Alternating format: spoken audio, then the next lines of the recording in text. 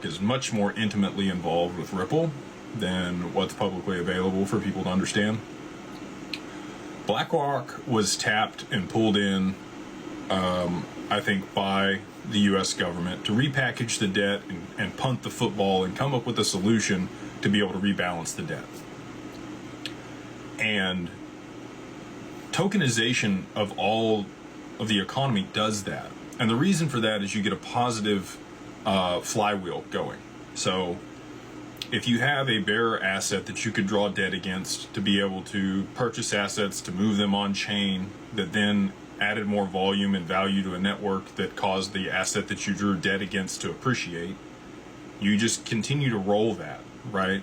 And over time, that asset continues to go up and up and up in value. We've already seen this with Bitcoin, but nobody's tokenizing anything on the Bitcoin network. It doesn't have smart contract capability. You know, they've used runes and other things to be able to like etch things on different Bitcoin in order to have, you know, some type of NFT functionality on that chain. They've got to have, you know, Lightning Network in order for it to be able to scale, where they lock up collateral very similar to what they do with Ethereum and Matic, the layer 2 there. The XRPL is unique in that it doesn't have a ton of smart contract capability. They're continuing to add amendments to that chain.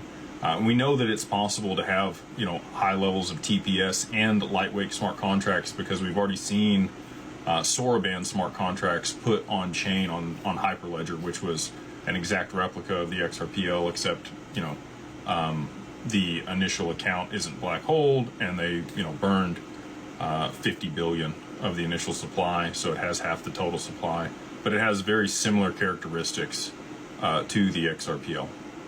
So when it comes to BlackRock, I do believe that they will launch an exchange-traded product.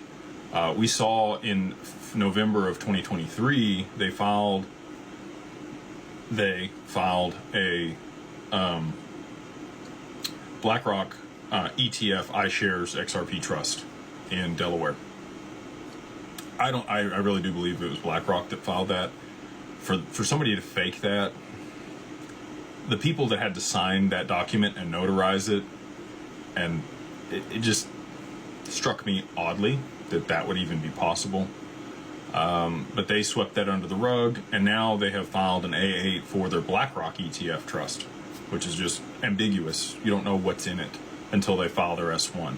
And with the way that these spot crypto ETFs now have a specific structure where they're immediately, you know, approved by the SEC,